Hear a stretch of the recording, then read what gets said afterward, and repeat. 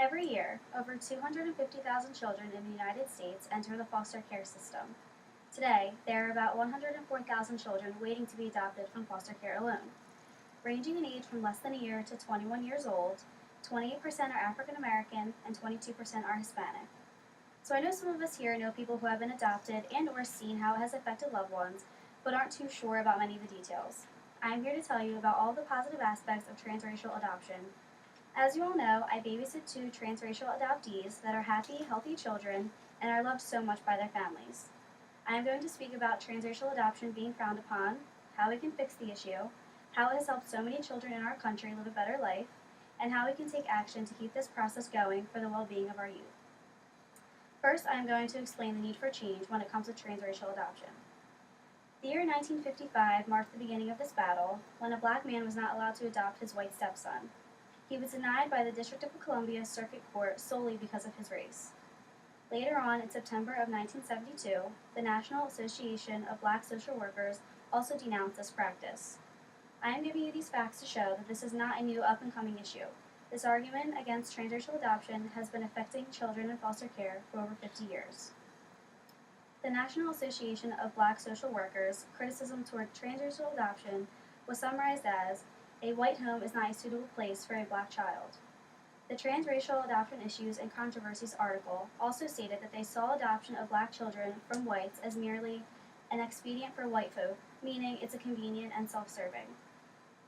Critics argue that children's biological cultures are considered unimportant and they can be cut off from the children if they are adopted transracially. The term cultural genocide has been thrown around regarding transracial adoption. Opponents of transracial adoption seem to believe that children will grow up with identity issues and low self-esteem, which has actually been proven wrong. Now I will go on to explain the positive effects of transracial adoption to hopefully urge you to make this choice when needed or steer others in this direction. Finally, in 1994, the Howard Metzenbaum Multi-Ethnic Placement Act was passed, stating that a child's placement could not be refused or delayed solely on the basis of race, color, or national origin of the adopted or foster parent, or the child involved. This act has paved the way for transracially adopted children today.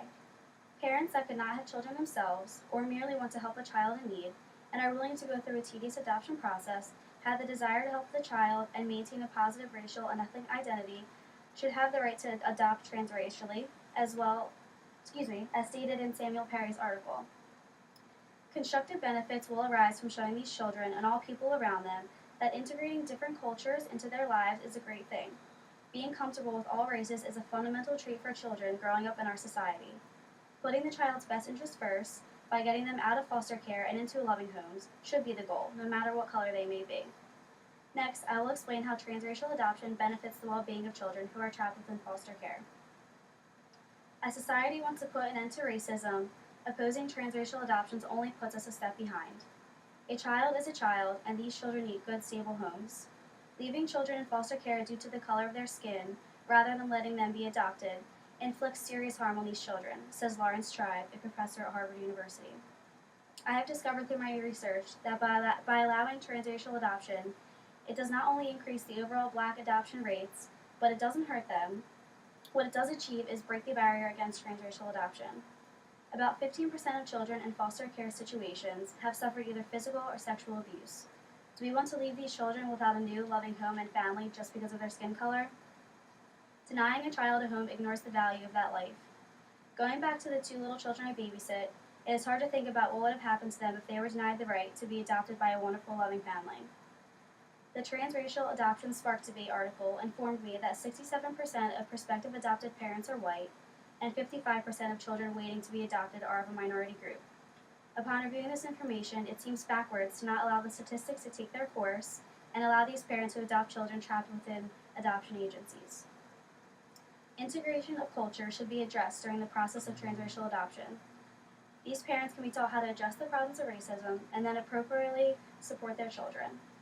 Although most of us here are not at the point in our lives to become parents, others we may know may be thinking about it.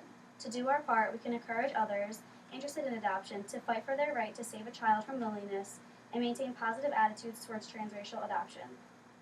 In conclusion, although many have a view that a child's self-esteem is at stake, you now know that transracial adoption has shown to raise the level of confidence and directly provides a substantial amount of advantages to a child. By raising general awareness that this is not a restricted right, we can therefore spread the word that all children are important, no matter what their race. I'm sure we all know what it's like to love a child and others who are happy to share love with them. We should not rid any parent or child in the adoption process of this feeling. I now urge you all to take the time and explore transracial adoption for yourselves. It is important for you to delve more into the subject so you're more informed when teaching others about this wonderful gift. The Pennsylvania Statewide Adoption and Permanency Network is a wonderful site to log on to and learn more details about transracial adoption. Another great source of information is American Adoptions, America's adoption agency. I will leave you with the links to these websites so you can pass along this life-changing information to those you know who are willing to change a child's entire world through transracial adoption.